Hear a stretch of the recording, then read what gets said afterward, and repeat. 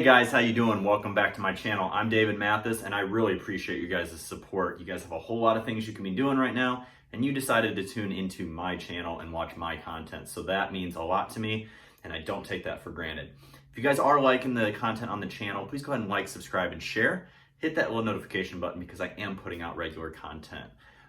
Today, I want to talk about something that's been coming up quite a bit in emails from clients, DMs on Instagram, on social media outlets all around, and that is, why am I not progressing in the gym, right?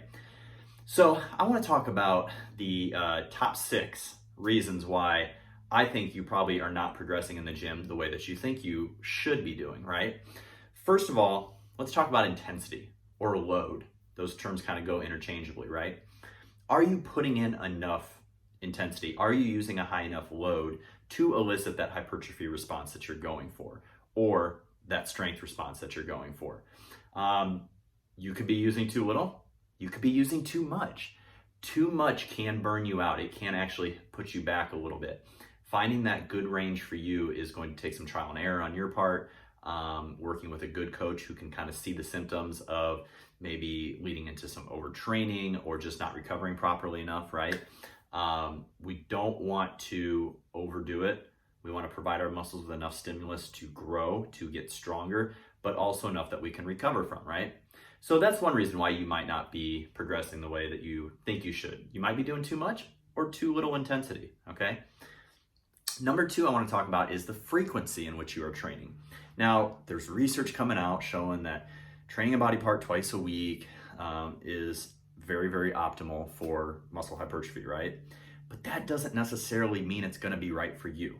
Science is based on the averages, okay? So we have to look at the data, we have to examine what it's telling us, and we have to learn how to implement that into our own training. Some people might just not recover enough to train a body part twice a week. So you're gonna go into that second training day and you are gonna be fried. You're really not gonna provide any stimulus because your muscles are already broken down, right? So we need to look at the training frequency. Perhaps you're doing too much, perhaps you're not doing it enough. So that's something that's going to be an individual basis that you're going to have to, you're going to have to take notes on. You're going to have to examine yourself, be honest with yourself about your recovery efforts, be honest with yourself about the intensity and load that you're using too, because that is also going to determine how frequent that you can be in the gym and hit a body part. The third thing that I think we should look at is exercise selection. Not every exercise is meant for everybody, right? There is no magical exercise to grow your legs. There is no magical exercise to grow your chest or your back. The magical exercise is the one that you personally, because of your anatomical structure, are going to be able to most connect with, all right? Because we want to feel the weight that we're using. We don't want to let the weight dictate our movement. We want to dictate the movement with the weight. Bodybuilding is not an ego sport in the sense of we don't have to try to lift maximally, right? We want to lift the weight that is going to challenge our muscles the most and provide that stimulus for growth. Not everybody responds well to a barbell squat for their legs, okay? Not everybody responds well for a bench press. Not everybody responds well for back development with a deadlift. We need to find things that fit us anatomically, okay? We have different femur lengths, which makes barbell squatting different for each one of us, right? Our arms, our arm length makes things different as far as a bench. There's a lot of different factors to take into play. You have to understand your individual anatomical structure, see what exercise puts you in the best position to feel and engage the targeted muscles that you're going for, right? I know for me personally, I love barbell squatting, but it doesn't really grow my legs. It grows my butt. What really, really helps grow my legs is hack squat. I can really, really focus on utilizing my anatomical structure, my unique anatomical structure, and utilizing the hack squat to really, really fire my quads the way that I'm wanting them to, the same way that I'm looking for them to do with the barbell squat, right?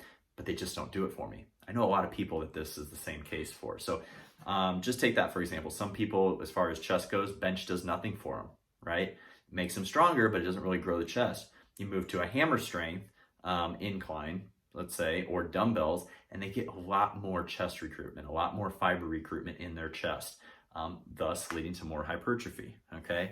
So we've got load and intensity, we've got frequency, we've got exercise selection.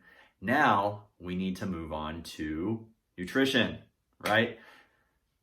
You can go and pound away in the gym all you want, right? You can have the perfect laid out program. You can provide enough stimulus for your muscle, but if you don't have the building blocks there to capitalize on that and actually build that new muscle, then you're kind of up shit's creek. So you have to make sure that you are taking enough nutrition to support your efforts in the gym, right? Support your goals. Eat for your function, eat for your goals. If you are trying to build muscle and you are in a calorie deficit, it's not really going to work, guys, okay? You have to make sure that you are getting adequate protein, carbohydrates, and fats. Don't skip out on the fats because you think they're going to make you fat. Fats are very, very crucial for building muscle, okay? Carbohydrates are a very crucial energy source for the gym so we can push harder. And of course, protein is a building block of muscle. The fifth thing that I want to touch on is your recovery. And I'm going to throw sleep into this, okay? So your recovery methods outside the gym. Are you getting chiropractic work? Are you getting, massages? Are you getting deep tissue work done? Are you taking Epsom salt baths? Are you foam rolling? Are you getting enough sleep in general? Because that's where we restore, right? We break down in the gym, we rebuild in the kitchen and in the bedroom. I know there's probably a joke in there somewhere. So, but what I'm talking about is we have to allow our bodies to rest. I know we all want to think that we're robots, and trust me, I've tried to turn myself into a robot at times. Does not work, okay, guys? So you want to make sure that you're concentrating on your recovery efforts outside of the gym. That also means taking time off from the gym, right? Like I said, we're not robots. We grow outside of the gym. If we're spending 6 or 7 days in the gym, we're probably, first of all, not providing enough intensity and load to elicit a response. And second of all, we're just always constantly breaking down our body. We have to step outside of the gym. We have to let our bodies recover. Trust me, I know it's not fun. I know it's kind of a pain for people, especially if you really love training and you love being in the gym and it's an outlet for you. But trust me, it's the older I get and the more time the lower I drop my frequency of training to, 4 or 5 days a week, but providing enough stimulus and intensity and load during that 4 or 5 days, my body's screaming for a day off, okay? You should be training hard enough to where you want to take those days off. So are you optimizing your rest and recovery and your sleep? Sixth, and the final important point that I wanna emphasize to you and get through your head, the reason why you might not be progressing as much as you want in the gym is due to patience or a lack thereof. Muscle takes a long time to build, guys. That's why we kind of encourage an off season where you let yourself gain a little bit of weight, you let yourself gain a little bit of fat, because that along is going to make sure you're taking enough calories so that you can actually adequately grow muscle, provided that you're giving enough stimulus, right, in the gym. Fat is easier to take off than muscle is to put on. It's just the way it is if you are a natural athlete. Of course, if you are an enhanced athlete, and that is the route you choose to go, you obviously can build muscle a little bit quicker, but still applies that you have to be patient. You did not get to where you are overnight. You're not going to get to where you want to get to overnight, okay? Bodybuilding is a day in, day out, week after week, month after month, year after year process. It is a lifestyle. You have to be willing to put in the time, not see tremendous gains right away, but look at things in the long run, over the big picture, I'm sorry. See where you started on January 1st, see where you end on December 31st.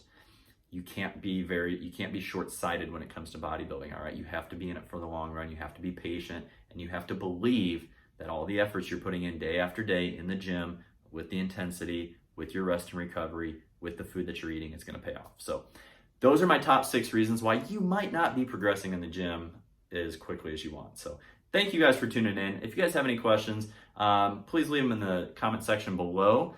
You can find me at mathasfitness on Instagram, MATHAS fitness. My website, www.coachdavidmathis.com. You can email me, david@biolane.com. You guys have a great day. Thank you guys again for tuning in. Please like, subscribe, and share, and I'll be back with another video soon.